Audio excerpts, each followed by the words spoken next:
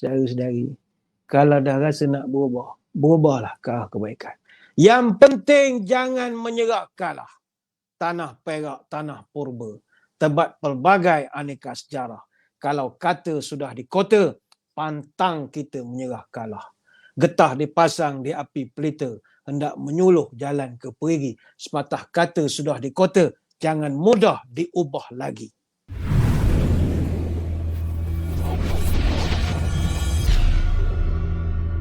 Assalamualaikum warahmatullahi wabarakatuh.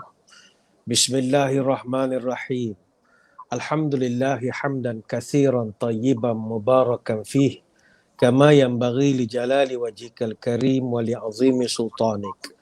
Allahumma salli ala Sayyidina Muhammadin abdika wa rasulika nabiyil ummi wa ala alihi wa sahbihi wa sallim. Na'udzu bi kalimatillahi tammati min syarri ma khalaq. Bismillahilladzi la yadurru ma'asmihi syai'un fil ardi wala fis sama' wa huwa as-sami'ul 'alim. Allahumma idfa' 'anna al-waba' wal ghala wal riba waz zina wal mihan was su'al fitan ma zahara minha wa ma batan an baladina hadha khassatan wa an sa'iril biladil muslimina 'amatan ya rabbal 'alamin. Nawaitu ta'alluma wa ta'lim wa tadhakkura wa tadhkir wan naf'a wal intifa' wal ifadah wal istifadah wal hatha ala tamassuki bi kitabillah wa sunnati rasulih wa du'a ilal huda wa dalalah alal khair ibtigha'a wajhillah wa mardatihi wa qurbihi wa thawabihi lillahi ta'ala. Allahumma raddina biqada'ika wa sabbirna ala bala'ika wa auzi'na syukra ni'ma'ika. Ya Allah, jadikan kami redha dalam menerima segala takdirmu. Jadikan kami sabar dalam menerima segala ujianmu dan bimbinglah kami untuk sentiasa syukur kepada nikmat-nikmatmu. Terima kasih yang berusaha saudara Muhammad Hafiz bin Muhammad Idris selaku moderator pada malam ini. Yang saya hormati Tuan Muhammad Azizi bin Saleh, pengarah Agensi Anti Dadah Kebangsaan Negeri Perak. Seterusnya yang saya hormati seluruh warga AADK Negeri Perak. Yang diraihkan juga Puan Naimah binti Baharudin, Ketua Pegawai AADK Daerah Kuala Kangsar, Bandar Diraja.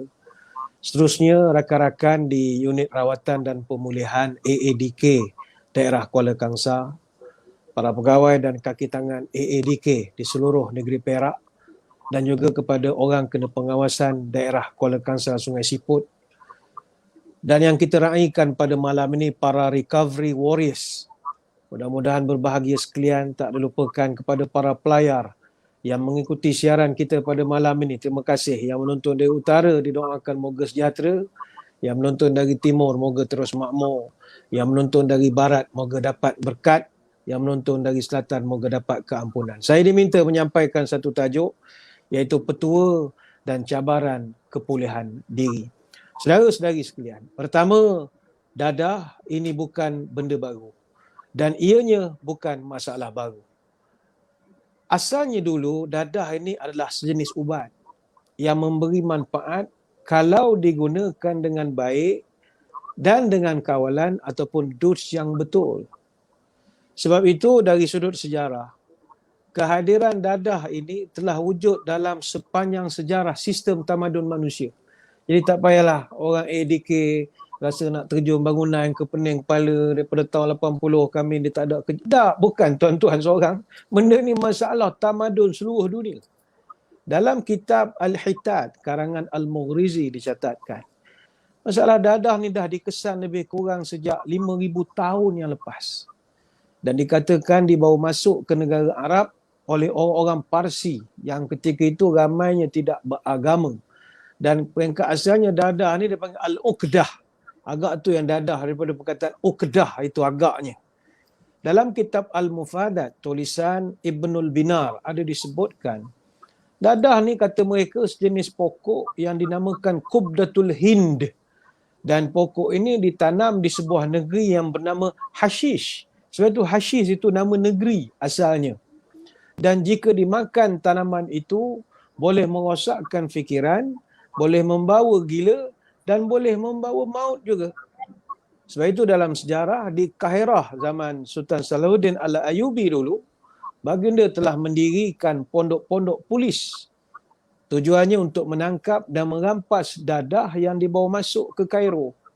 Dan kalau didapati bersalah, pengedar ketika itu akan dikenakan hukuman cabut gigi. Ini banyak kalau kita kaji sejarah, benda ini adalah seantero di seluruh dunia.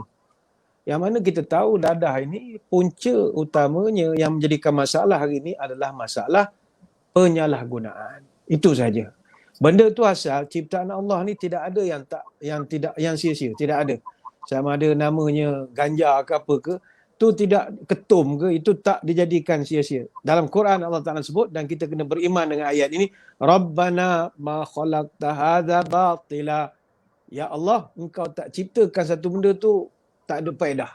Semuanya ada faedah. Subhanaka faqina azabannar. Maha suci engkau, jauhkan kami daripada azab neraka. Kata ulama, tidak ada ciptaan Allah yang sia-sia, yang tidak elok atau tidak bermanfaat. Maka yang jadi salahnya adalah penyalahgunaan dan juga bagi kalangan kita ini bad decision. Kita salah buat keputusan dalam kehidupan. Izinkan saya berkongsi. Pertama, benda tu asalnya, benda ada manfaat. Contoh ketamin lah kita ambil. Ketamin ni asalnya doktor gunakan untuk nak menenangkan kuda. Kuda yang nak berlumba dan nak polo dan bagai lagi, nak tenangkan dia akan diberikan ketamin. Dan satu dos dia mampu bertahan selama 10 hari. Sebab itu kita tengok kuda sentiasa bergerak, gembira, tenang. Tapi orang kita bantai ambil ketamin, masa nak pergi berparti misalnya, itu jadi rosak. Dia salah guna, bad decision. Sama juga heroin. Asalnya heroin ini untuk melegakan kesakitan. Sebab itu di United Kingdom, heroin diberikan kepada wanita hamil. Dia panggil proses tu, dia panggil dimorphone. Tapi orang kita salah guna. Bad decision. Begitu juga ganja. Ni bukan nak mengempen, tidak. Tak kisahlah apa pun panggilan kita panggil kepada ganja ini. Pot, marijuana, grass, herb, weed. Dianggarkan 3.8% daripada populasi di dunia ini menggunakan ganja. Di Amerika Syarikat saja, 26 buah negeri dibenarkan menggunakan ganja dalam perubatan. Apa sebab?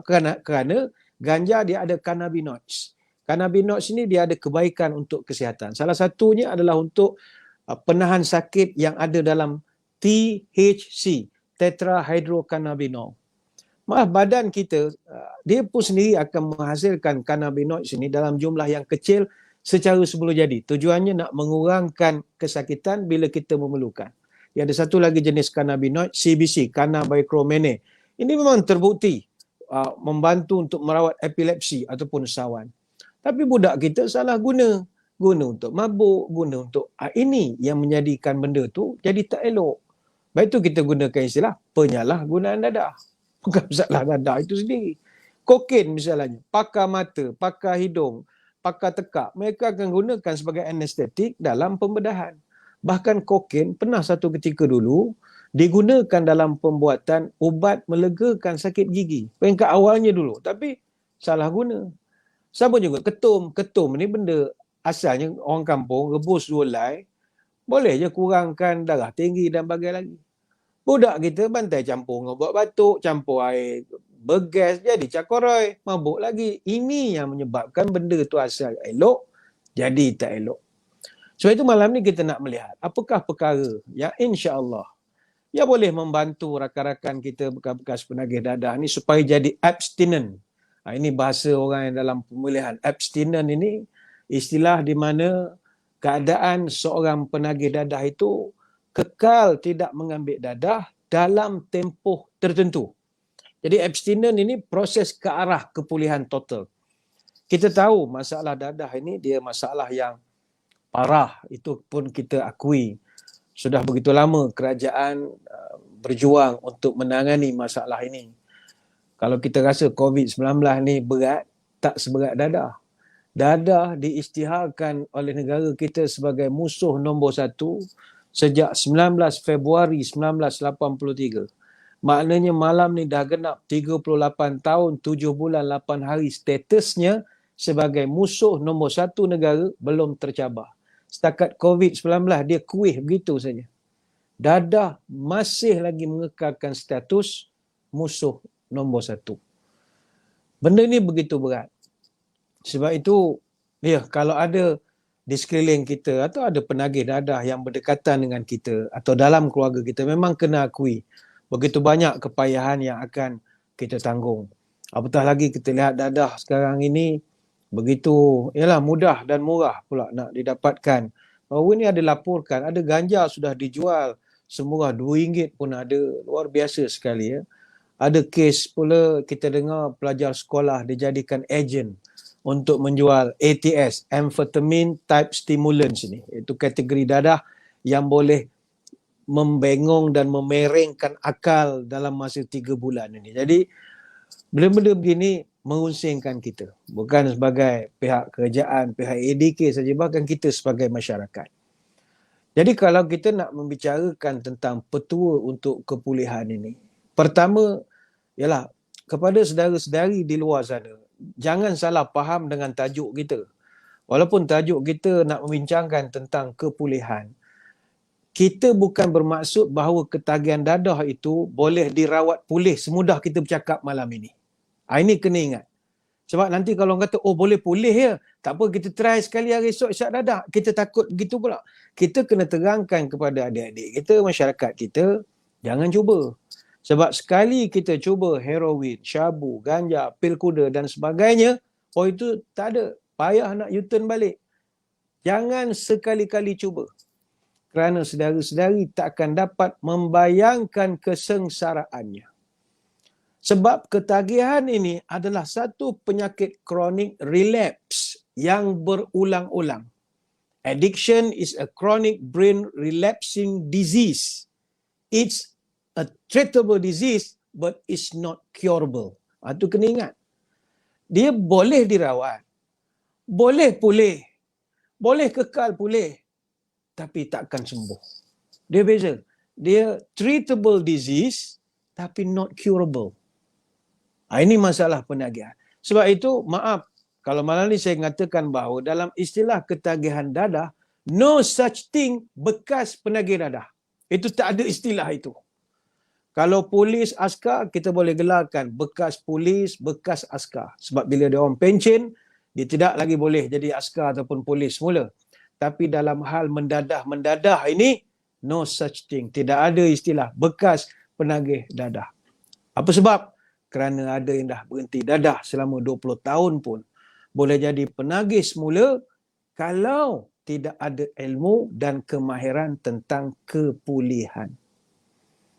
Itu saudara-saudari, kalau kita masih ingat, banyak tempat-tempat pemulihan dan rawatan ini dia ada signboard besar, dia tulis 21 pantang larang kepada bekas penagih. Kan ada disenaraikan 21 pantang larang. Antaranya jangan ada last call. Selalu kita ni last lah, tak ada lah lepas ni. No, nonsense. Kalau kita kata last call, sampai matilah kita last call esok. Apa lagi? Jangan cepat rasa diri dah pulih. Jangan tu. Baru duduk 3 bulan, rasa sihat. Duduk berzikir muntah, berzikir muntah, rasa sihat. Jangan cepat rasa dah pulih.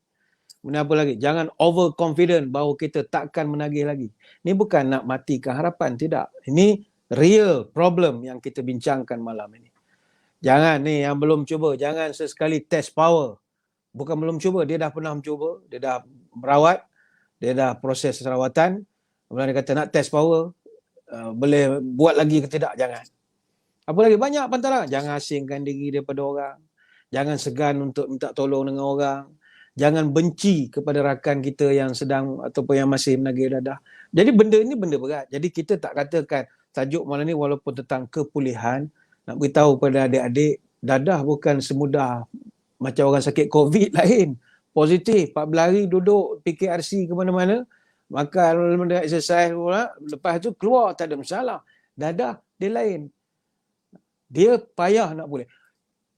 Apatah lagi kalau orang putih, dia punya falsafah dia mengatakan once you are hooked, you are finished. Once a junkie, is always a junkies.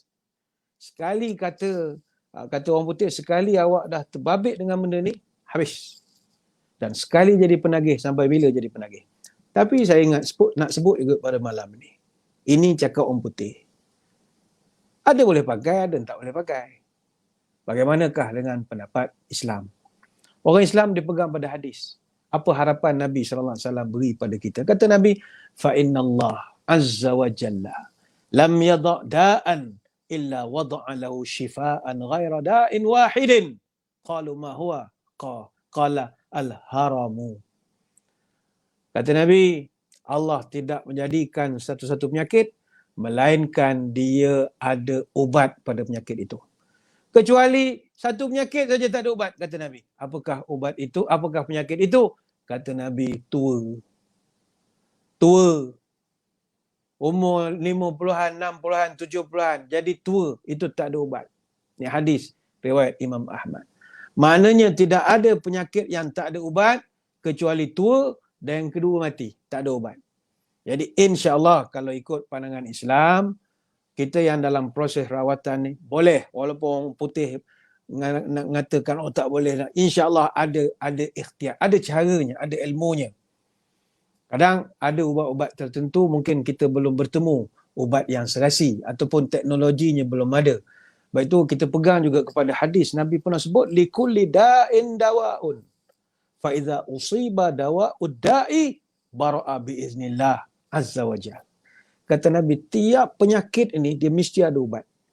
Maka kalau kau dah berjumpa dengan ubat yang tepat untuk satu penyakit, maka akan sembuhlah penyakit itu dengan izin Allah.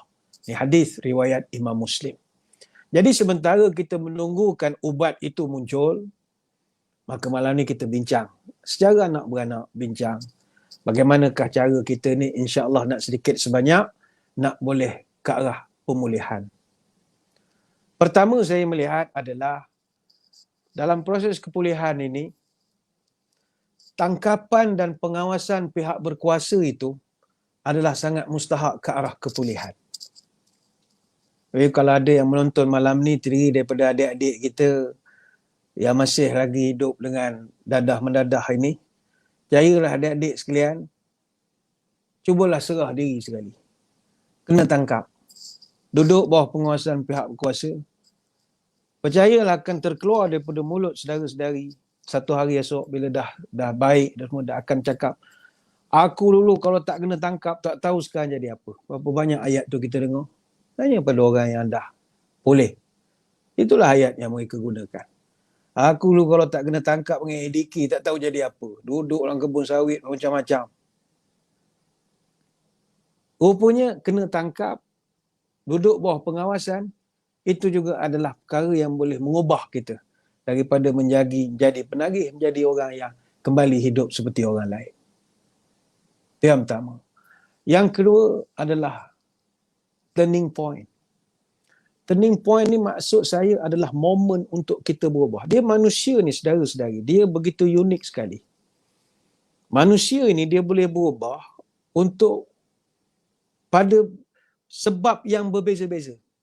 Sebab itu kalau kita melihat kepada perkongsian-perkongsian yang biasa kita dengar dalam sesi-sesi kaunseling, peristiwa tertentu kadang-kala menjadi asbab kepada seorang penagih itu berhenti terus daripada penagihannya. Saya pernah jumpa seorang penagih dadah. Dia mengalami kemalangan dan cedera agak parah kerana dia memandu dalam keadaan yang tak stabil. Hasil daripada tragedi itu menyebabkan dia nekat untuk berhenti. Tak nak lagi dah. Pernah juga berlaku seorang tahanan di pusat Serenti. Ini kita panggil dulu Serenti lah. Dia kematian anaknya ketika dia duduk di dalam Serenti ketika itu. Dia tak dapat berada di sisi anaknya ketika anaknya meninggal. Maka kekesalannya begitu mendalam sekali. Selepas dia habis di pusat Serenti, dia tinggalkan terus dan dia berubah menjadi orang. Ini turning point tu tadi.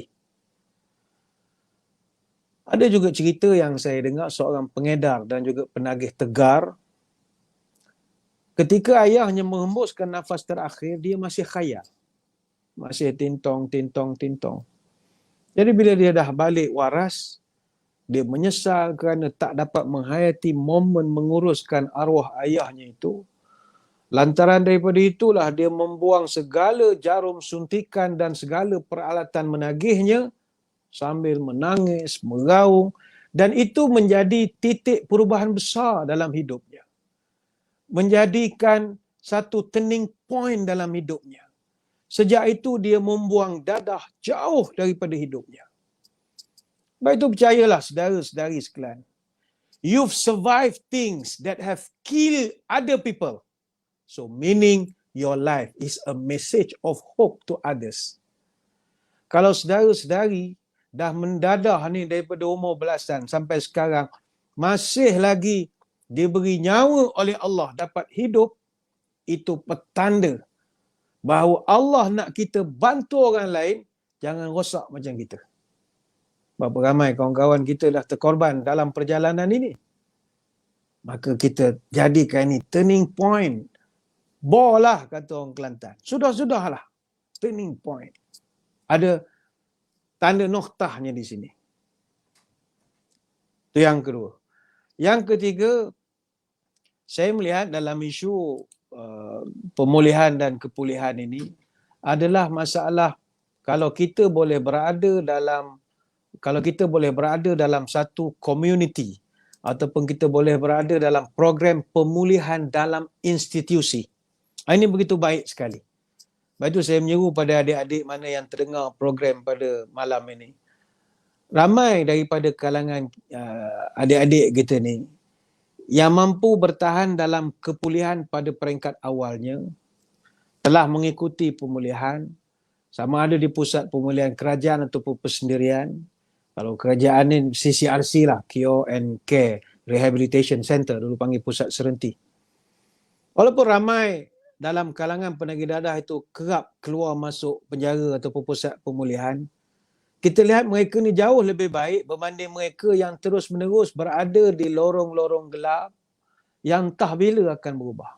Sebab itu adik-adik masuklah program pemulihan dalam mana-mana institusi ini. InsyaAllah satu waktu nanti akan ada satu titik perubahan pada diri kita. Kalau kita masih lagi di lorong-lorong gelap itu, tak tahu bila kita nak berubah. Sebab itu addiction is giving up everything for one thing. And recovering is giving up one thing for everything. Pilih. Ketagihan ini adalah kita korbankan segala-galanya hanya kerana benda itu. Tapi pemulihan adalah kita korbankan benda itu untuk dapat kembali segala-galanya. Saudara-saudari pilih. Kerana benda itu kita kehilangan segala-galanya. Kerjaya kita, orang yang pejabat awam hilang pencen dia, isteri dia tak ke mana, anak dia ke mana, keluarga tak di mana. Kita giving up everything just for one thing. Tapi bila kita nak berubah ini, kita terpaksa korbankan one thing itu for everything. Jadi, masuklah ke program-program pemulihan dalam institusi. Kalau yang pusat pemulihan kerajaan ini, insyaAllah pihak kerajaan menyediakan segala daya dan dana untuk membantu anak-anak muda ini, orang-orang kita ini untuk kembali semula ke pangkal jalan. Kerana bukannya saudara-saudari ini memilih untuk hidup seperti ini. Tidak. Seperti yang saya sebut di awal tadi, it's all about bad decision. Salah membuat keputusan dalam hidup. Saudara tidak milih jalan ini, cuma salah membuat keputusan. Jadi kita sama saling bantu. We are partner in nation building. Kita sama-sama nak membangunkan tanah air ni. Tanpa kepakaran saudara-saudari, kita tak boleh bangun. Jadi bantu kami untuk membantu saudara-saudari. Itu yang ketiga. Yang keempat, saya melihat kepulihan ini adalah sokongan keluarga ataupun insan terdekat. Sama ada isteri, ayah, ibu, abang ataupun kakak. Semua orang ni dia mampu menyumbang kepada perubahan seorang penagih. Percayalah. Dan kalau kita lihat di belakang kejayaan seorang bekas pengguna ataupun penagih dadah, percayalah bahawa di belakang mereka itu ada insan yang tidak pernah jemu mendoakan untuk dia. Sebab itu kekuatan orang sekeliling sangat kita perlukan. Kalaupun ada orang mendakwa, saya ni ustaz dah tak ada dah. Mak bapak saya buang saya, adik-beradik buang saya, apa semua. Tak ada dah orang yang nak mendoakan saya. Saudara-saudari, setidak-tidaknya pegawai pemulihan ataupun anggota polis, ada yang mendoakan saudara-saudara ni supaya berubah. Jangan tak percaya. Ada pegawai-pegawai kita yang duduk di yang jaga bahagian pemilihan, mereka berdoa supaya kita ni berubah.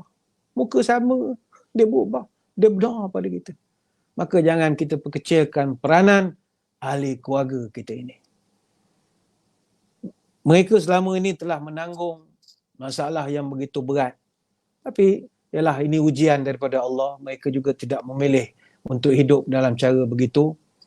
Sebab itu sering saya sebutkan, addiction is a family disease.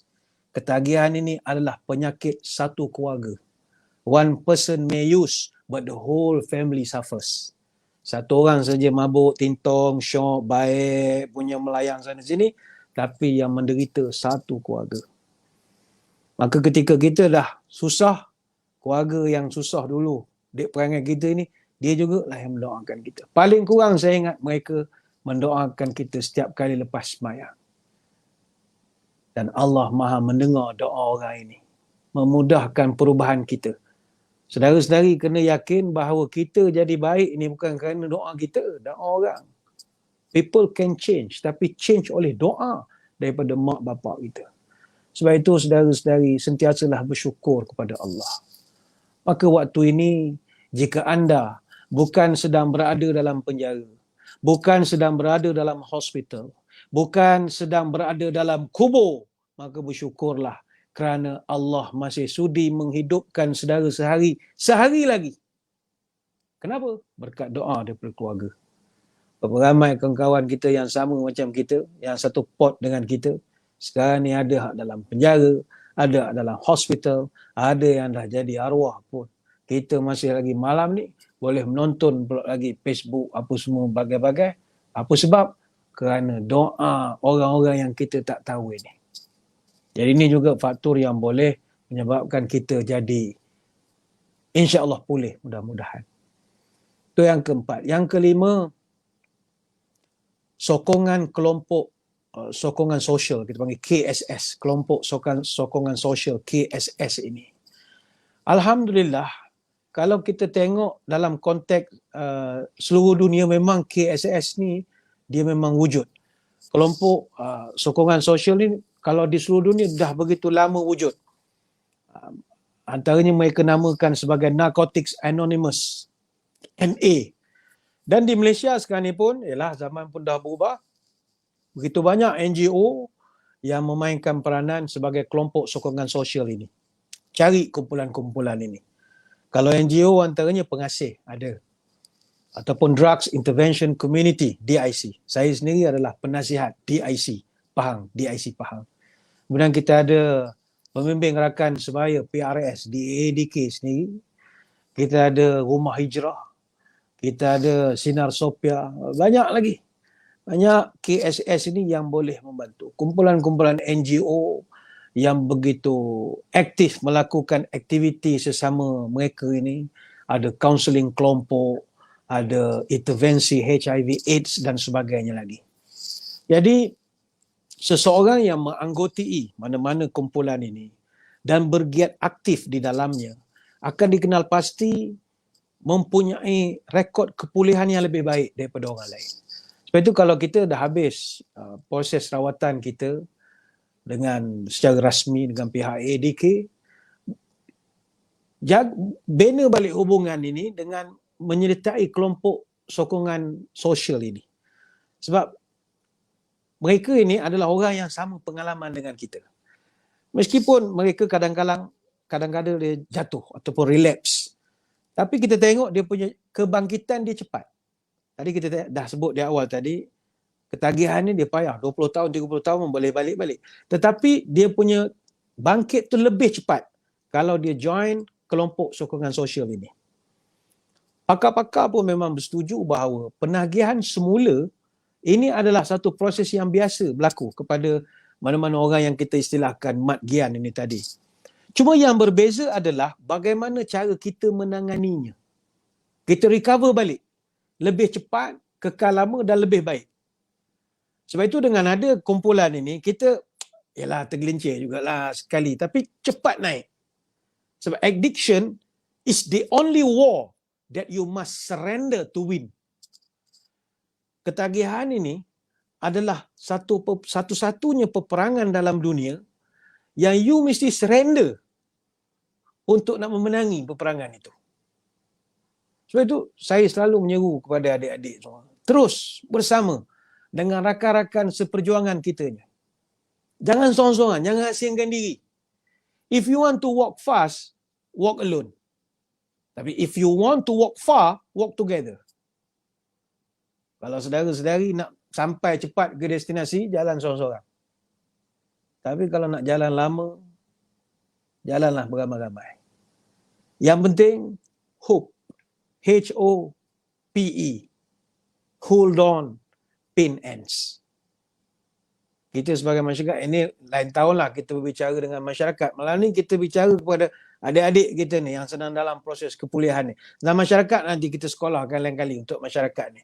Masyarakat pun satu masalah lagi, tapi ni lain tahun lah kita akan bincangkan. Masyarakat dia cepat sangat pandang sebelah mata, dah payah kita nak membetul. Ini dah bertahun-tahun dah kami nak betulkan. Benda tu dia nak, bila sebut hope, care ni memang tak ada lah. Dia macam tak mandang kita ni sebelah mata saja. Tak apa, ini lain tahun kita akan bahaskan. Yang penting bagi kita yang nak dalam proses kepulihan ini, nak mulih ini, kita kena sama dengan kawan-kawan kita. Itu yang kelima. Yang keenam, hendaklah saudara-saudari mempunyai keazaman dan juga nawaitu yang tepat. Kadang-kadang kita melihat ada yang mengakui bahawa seringkali mereka gagal untuk nak kawal nafsu, untuk nak menagih kembali. Kerana kadang-kadang niat untuk berhenti menagih itu dulu tak berapa kemah. Dia kalau tak berapa kemah, dia payah sikit. Dia niat ni sangat mustahak. Maka kalau niat itu diluruskan kepada niat yang bersifat kudus, sudah pastinya kudus ni kerana Allah lah. Percayalah kita akan lebih kuat dalam menghadapi godaan daripada tokan-tokan dan pusher-pusher ini. Kalau niat kita kudus kerana Allah. Sebab bila kita berhenti itu, niat kerana Allah, kita faham bahawa kita wajib berhenti menagih kerana ini maksiat. Dia lain, dia punya haluan dia akan jadi lain. Direction dia akan jadi lain. Bila dia dah sudah memasukkan istilah-istilah agamis ini. Maksiat, pelanggaran hukum Allah, dosa, taubat nasuha. Bila dia start bermain dengan istilah agama, dia punya cara perawatan sudah akan jadi lain. Dan juga dia lebih mudah untuk nak dikawal. Sebab itu niat mustahak. Niat mustahak. Kalau kita berhenti kerana hanya takut kerana hukuman misalnya.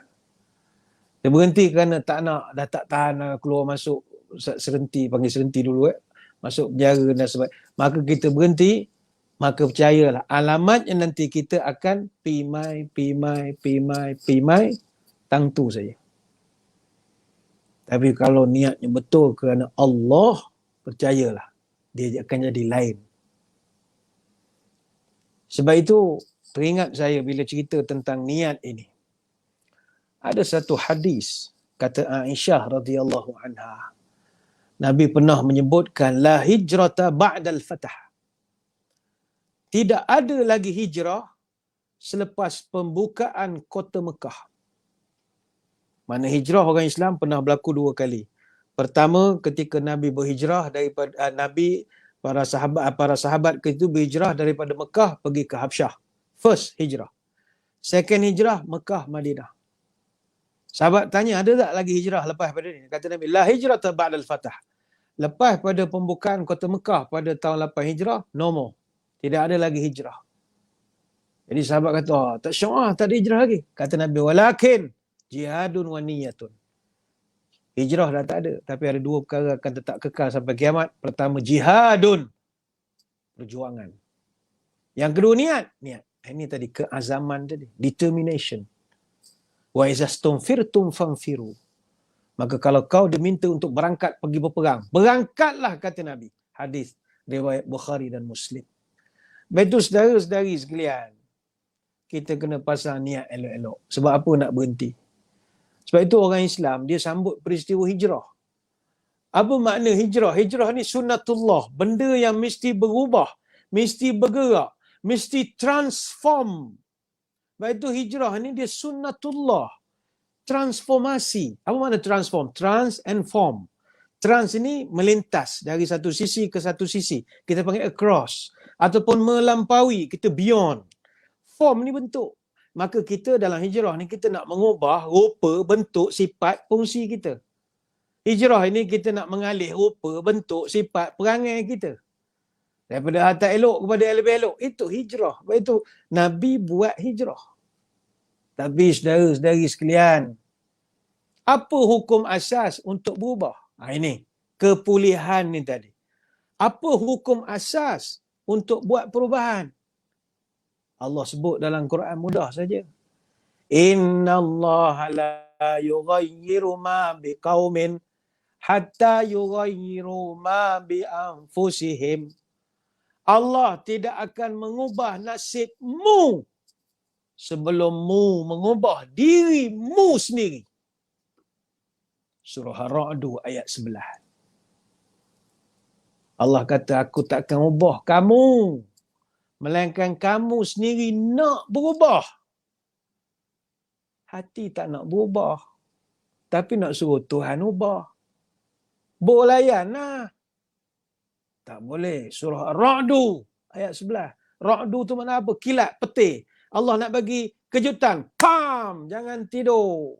Jangan mabuk. Pam! Bangun. Ubah diri kamu. Ayo saudara-saudari sekalian. Pilihan di tangan kita. Ayo berubah. Jangan jadi manusia usang. Orang ke muka, dia ke belakang. Hanyut mengenang masa yang hilang. Perubahan zaman tidak dia pandang. Pergantian musim tidak dia timbang. Hati sempit, akal tak kembang. Mari jadi manusia bijaksana. Memegang tali, memegang timba. Miliki ekonomi, mencipta budaya. Jadilah tuan di negara merdeka. Ni kita nak. Saudara-saudari orang muda kederat kuat. Cuma bad decision. Wrong decision. Salah buat keputusan je dalam hidup. Dari segi cerdik. Sebab itu, saya pernah dengar dulu orang panggil ASS. Addict Survival Skill. Bagaimana penagih ni dia ada survival skill. Dia boleh survive untuk nak mendapatkan apa yang dia nak. Kita orang jenis tak ngisap ini. Pandang mangga kunci pagar, pandang sajalah. Tapi dia orang addict survival skill, dia pandang mangga kunci tu, dia boleh kreatif otaknya. Macam mana nak buka dan bagai-bagai lagi. Dia menengok apa lagi ya? Dia menengok motor, kereta tak serupa kita. Dia mengkaji macam mana sebab dia ada addict survival skill. Bayangkanlah kalau kemahiran itu diterjemahkan untuk dia nak buka perniagaan. Tuan-tuan ingat tak jadi orang hebat dia? Hebat. Sebab itu saya ramai jumpa orang-orang yang dulu terlibat dengan masalah ketagihan dan mereka alhamdulillah pulih sementara sekarang ini mereka jadi orang baik-baik. Jadi orang berjaya dalam perniagaan. Apa sebab? Mereka ada potensi itu. Sebab itu ayo saudara-saudari sekalian, jom kita berubah. Kata Albert Einstein, macam mana kau nak berubah kalau pendekatan cara lama? Orang gila adalah orang yang nak berubah di masa depan, tapi cara dia nak buat perubahan masih lagi tak beza dengan semalam. We cannot solve our problem with the same thinking we use when we created them. Kita takkan boleh berubah kalau kita tak menggunakan pendekatan baru. Jom kita ubah dengan strategi baru. Itu ada satu kata-kata syair Arab. Man kana yaumuhu khairan min amsihi fahuwa rabihun. Siapa-siapa yang hari ini lebih baik daripada hari kemarin, maka ini orang fahuwa rabihun, banyak untung. Ini orang banyak untung. Sangat beruntung. Orang yang hari ini lebih baik pada hari semalam. Champion number one. Wa man kana yaumuhu mithla amsi fahuwa maghbunun. Siapa-siapa yang hari ini serupa dengan hari kemarin, ini orang kena tipu. Kena tipu saja. Wa man kana yaumuhu syarran min amsihi fahuwa mal'un. Siapa-siapa yang hari ini lebih buruk pada hari semalam, ini orang celaka, kata syairah. Rugi. Sebab itu saudara-saudari sekalian, kita gagal dua sebab saja. Pertama, orang yang hanya berfikir tapi tidak mahu bertindak. Maknanya dia dah terfikir dah nak berubah, terfikir nak jadi baik, terfikir dah nak betul. Tapi tak bergerak-gerak lagi. Tak buat lagi sesuatu. Ataupun orang kedua adalah orang yang bertindak tapi tak pernah berfikir. Buat tak pernah fikir betul ke apa yang aku buat ini. Those who thought and never did, and those who did but never thought. Dua-dua ni habis, jahanam semua.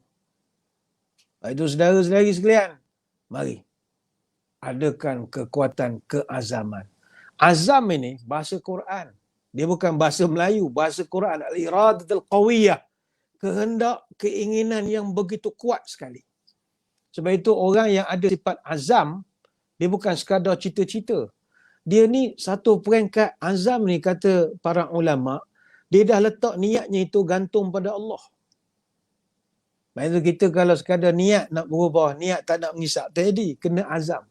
Sebab itu dalam Quran Allah Ta'ala sebut, فَإِذَا عَزَمْتَ فَتَوَكَّلْ عَلَى اللَّهِ إِنَّ اللَّهَ يُحِبُّ الْمُتَوَكِّلِينَ.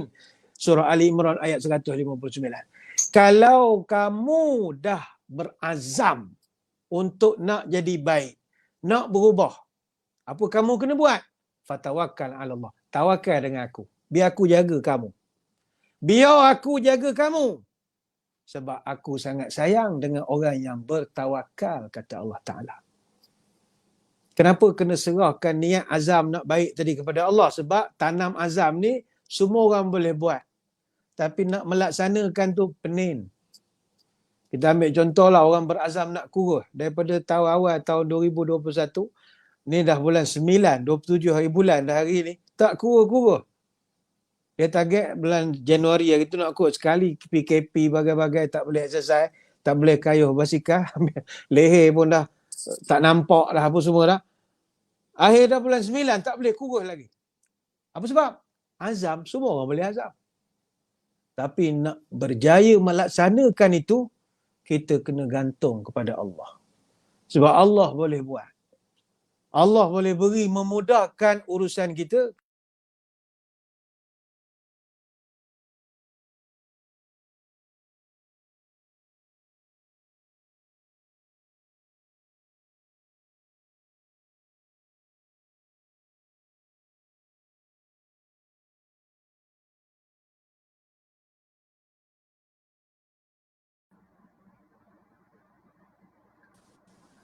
Yang penting sekali, jangan peduli dengan cakap-cakap orang.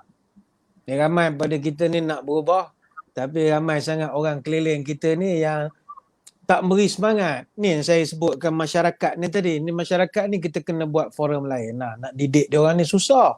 Masyarakat ni dia pening sikit. Dia mudah sangat bila dia tak tahu yang orang-orang yang bekas penagih ni semua orang sakit. Orang sakit dia buat payah. They don't care what you know until they know that you care. Ni kita selalu beritahu. Budak-budak muda ni dia tak peduli apa kita, siapa kita. Engkau mufti, engkau ustaz, engkau ulama, engkau balik Mesir, balik Jordan, dia tak peduli. Yang dia tahu kalau kita ambil berat, dia care. They don't care what you know. What they know that you care. Tapi bila orang dah tak peduli, campur lagi tak memberi semangat, lagi jahanam lah. Batu kepada saudara-saudari, jangan peduli dengan orang. Bukan maksud tak berkawan dengan orang, tak. Kalau kita dah buat keputusan nak jadi baik, teruskan.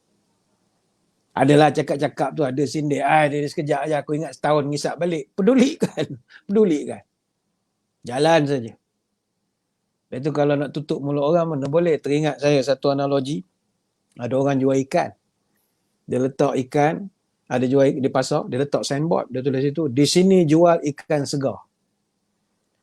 Datang orang komen, "Encik, kenapa tulis di sini jual di sini jual ikan segar. Kami tahulah di sini, cik bukan jual di sana. Tak payah tulislah perkataan di sini. Ya tak ya juga. Potong perkataan di sini. Tinggallah perkataan jual ikan segar. Ingatkan selesai, datang lagi orang. Cik kenapa tulis jual ikan segar? Kami tahulah cik jual ikan segar. Bukan jual ikan busuk. Pula dah. Potong lagi perkataan ikan segar. Tinggal perkataan jual ikan saja. Bila tulis jual ikan, datang lagi kaki komen, kaki kutuk, bawang ranger sebagai-bagai. Cik kenapa tulis jual ikan? Kami tahulah cik jual, bukannya pameran. Pula dah. Potong lagi, tulis ikan saja. Letak di gerai. Tulis ikan, orang lalu lagi. Cik kenapa tulis ikan? Kami tahu cik jual ikan, bukan jual daging. Astaghfirullahalazim. Apa yang masyarakat ni tak masalah ni? Dah. Saudara-saudari, kalau dah rasa nak berubah, berubahlah ke arah kebaikan. Yang penting jangan menyerah kalah. Tanah Perak, tanah purba, terbat pelbagai aneka sejarah. Kalau kata sudah di kota, pantang kita menyerah kalah. Getah dipasang di api pelita, hendak menyuluh jalan ke perigi. Sepatah kata sudah di kota, jangan mudah diubah lagi. Pedulikan. Kita teruskan saja berubah, insya-Allah kita boleh berjaya. Orang mulut perempuan-perempuan ni pedulikan. Betul kata orang putih, great people talk about ideas. Average people talk about things. Small people talk about other people. Orang hebat, dia bercakap tentang idea. Bagaimana nak berjaya, bagaimana nak jadi hebat. Orang biasa average, dia hanya cakap tentang benda. Nak makan apa, minum apa, benda itu je. Benda. Orang yang bawa kasta rendah ini, dia bercakap tentang hal orang. Jadi kita kalau nak berjaya, jangan kawan dengan orang, jangan bercakap hal orang ini. Small people, kita kena bergaul dengan great people. Orang yang cerita tentang idea, bagaimana kita nak berjaya dan sebagainya lagi. Baik itu saudara-saudari sekalian. Apa yang mustahak adalah jangan kita rasa lemah semangat dalam menghadapi cabaran kehidupan ini. Sekali lagi saya ingin mengingatkan dan sekali lagi memberi pesan kepada semua adik-adik khususnya yang terlibat di dalam hal masalah dadah ini. Jangan rasa kita ini dipinggirkan. Jangan. Don't lose hope because things can change. Semua benda ada perubahannya insya-Allah. Yang penting kita kena rasa Tuhan sentiasa bersama dengan kita. Allah didn't save your life for no reason. Allah save you so you can help others not to go through what you've been through. Allah panjangkan umur saudara-saudari supaya saudara-saudari boleh ajak orang lain jadi baik macam saudara-saudari sekarang. Ajak orang lain jadi baik. Kita kena jalankan kerja dakwah. Sebab kebaikan dakwah ini dia macam bola. Kita baling ke dinding, dia akan balik ke kita. Baling ke dinding, balik ke kita. Maka bila kita ajak orang supaya jadi baik, berhenti buat kerja-kerja yang tak baik ini, percayalah setiap kali percakapan kita itu akan singgah semula kepada kita. Datang semula kepada kita. Sebab itu saya daripada awal tadi menyebutkan, saudara-saudari jangan menyendiri, jangan tak campur orang. Tak boleh tidak. Kita kena juga bercampur-campur sikit dengan orang supaya kita jauh daripada diganggu oleh setan. Sebab setan ni dia mengacau kalau kita duduk berseorangan. Sebenarnya banyak nak diterangkan. Tetapi kepada saudara-saudari, saya tinggalkan kata-kata bahawa apa juga yang kita nak dalam kehidupan ini, yang penting semangat kena ada. Hidup di dunia penuh cabaran. Patah semangat, binasalah badan. Hidup di dunia godaannya banyak. Hilang semangat, maruah tercampak. Hidup di dunia banyak masalah. Lemah semangat, hidupkan susah. Bila semangat sudah patah, sebarang kerja takkan menyudah. Bila semangat sudah layu, masuk gelanggang dapat malu. Bila semangat sudah padam, ke darat sesat, ke laut pun karam. Bila semangat sudah melemah, duduk berunding, patahlah lidah. Bila semangat sudah hilang, alamat hidup diperhamba orang. Bila orang kehilangan semangat, hidupnya itu bagaikan mayat. Bila semangat sudah lari daripada hidup, lebih baik jelah mati. Bila semangat sudah menipis, tuah tercampak, maruah terhakis. Namun saudara, bila semangat kuat dan kukuh, sebarang kerja takkan tertangguh. Bila semangat sudah berkobar, menghadapi musuh tidak akan gentar. Bila semangat sudah menyala, sebarang kerja takkan tergendala. Bila semangat sudah menggebu, dicampak, dicabar, tidak akan layu.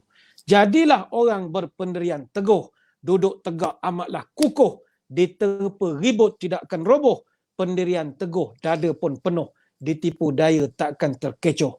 Pendirian tegas, gagah berani, mentaati sumpah, berpeganglah kepada janji.